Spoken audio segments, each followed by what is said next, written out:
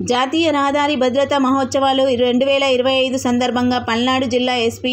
Kanchi Srinivasarao IPS ఆదేశాల మేరకు స్థానిక రోడ్డు సేఫ్టీ ఎన్జీఓ వారి ఆధ్వర్యంలో ఆర్టీఓ ఆఫీస్ పక్కన గల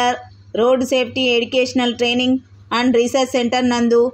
ఐగ్రో ఇంటర్నేషనల్ స్కూల్ విద్యార్థులకు రోడ్డు ప్రమాదాలు వాటి నివారణ అనే అంశంపై అవగాహన కార్యక్రమాన్ని నిర్వహించారు.